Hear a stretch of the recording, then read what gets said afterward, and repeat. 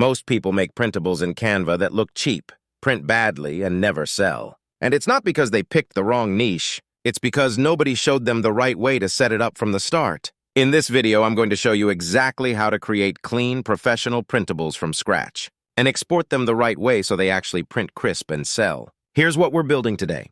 Clean layout, professional fonts, export ready. And you're going to be able to do this yourself before this video ends. Let's get into it. A printable is a digital file, usually a PDF, that someone downloads and prints at home. No shipping, no inventory, no production cost. You design it once and sell it as many times as you want on platforms like Etsy, Gumroad, or your own site. Canva is the fastest way to build them. You don't need Photoshop, you don't need design experience, and the free version gets you surprisingly far. I'll flag anything that requires Pro as we go. Go to canva.com and create a free account. Takes 30 seconds. Once you're in, you'll land on the home dashboard. From here, you can search templates, start a new design, and access everything you've already made. If you're planning to sell your printables, I'd recommend looking into Canva Pro. It unlocks premium assets that are licensed for commercial use and removes a lot of limitations.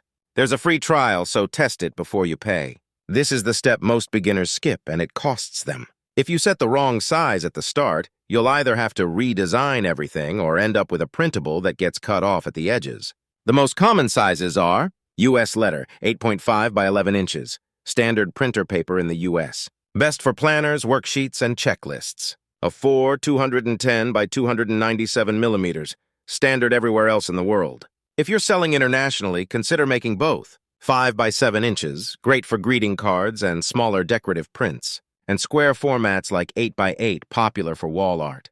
To set your size, click Create a design in the top right, then click Custom Size. Enter your dimensions. Make sure the unit is set to inches, not pixels. That's a common mistake. Then click Create New Design. Your blank canvas opens. Now you're ready to build. I'm going to walk you through building a daily planner page from scratch. It's one of the most searched and sold printable types, and it teaches you every skill you need for anything else. Step 1, templates or blank canvas. On the left sidebar, click Templates and search Daily Planner. Canva has thousands of free options.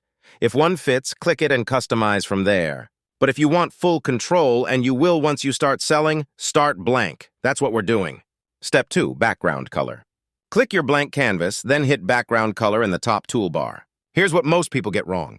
They pick colors that are too bright or too saturated, which look great on screen and terrible when printed. Stick to light neutrals. Whites, soft creams, warm grays. They print cleanly, use less ink, and they look more premium. That's not an opinion, it's what sells. Step 3, heading and typography. Click text in the left sidebar, then add a heading. Type your title. Daily Planner, today's focus, whatever fits your design. Now here's where a lot of designs fall apart. Font choices. People either use the default Canva font and leave it, or they pile on 5 different fonts and it looks like a ransom note. The rule is simple. One display font for headings, one clean sans serif for everything else. Canva has hundreds of free options. A few reliable pairings, Playfair display with Lotto or Cormorant Garamond with Inter. Click the font name in the toolbar to search. Step 4, sections and lines. A planner needs structure. To-do, top priorities, notes, schedule, whatever layout you're building. Click Elements in the left sidebar and search for line. Drag a horizontal line onto your canvas to create a section divider. Resize it with the handles. Press Ctrl-D or Command-D on Mac to duplicate it. That's the fastest way to create multiple identical lines without redoing the work. Label each section with a text box. Keep font sizes consistent. Section headers around 12 to 14 points. Fill in areas around 10 to 12. Step 5, checkboxes. For any to-do section, search square or checkbox in Elements and drop small square shapes down the left margin. These become the checkboxes people tick off after printing. Keep them small, evenly spaced, and aligned. Misaligned checkboxes are a tell that the design was rushed. Step 6, visual elements. This is the difference between a printable that sells and one that just exists. Add one small decorative element, a botanical icon, a geometric accent, a simple border in a corner or along an edge. Search elements by keyword, leaf, floral, minimal, geometric. Keep it subtle.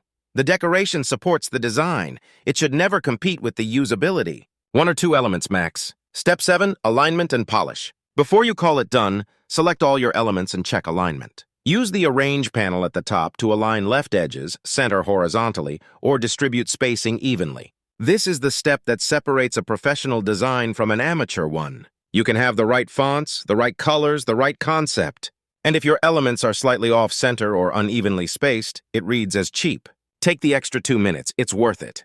Click Share in the top right, then Download. File type, PDF print. Not JPEG, not PNG, PDF print. This exports at 300 dpi, which is the standard for print quality.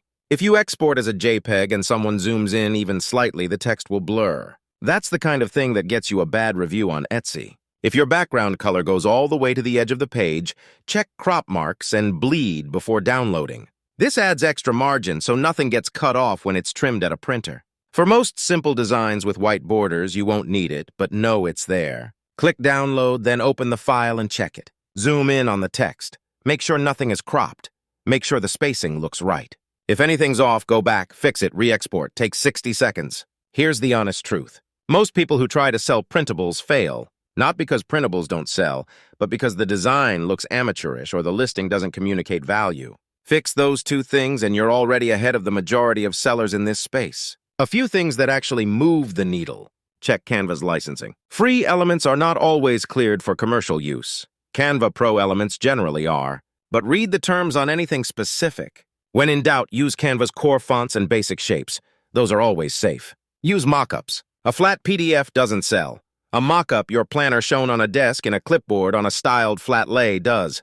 Canva has free mock-up templates built in, or use Placit. This is the single biggest visual upgrade you can make to your Etsy listing. Bundle your products. 1 planner page for $1.50 is a hard sell. 10 planner pages as a full bundle for $7.99 is an easy sell. Bundles have higher perceived value, higher average order value, and they're easier to market. Build the bundle first, then sell the individual pages as lower-cost entries. Stay visually consistent. Pick 2 or 3 colors and stick to them across your whole shop.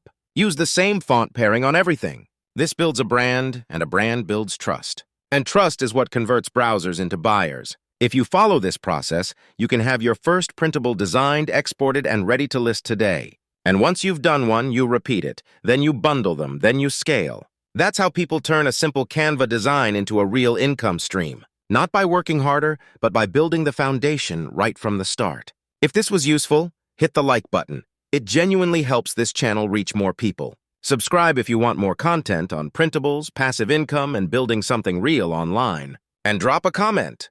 What's the first printable you're going to make? I want to know. I'll see you in the next one.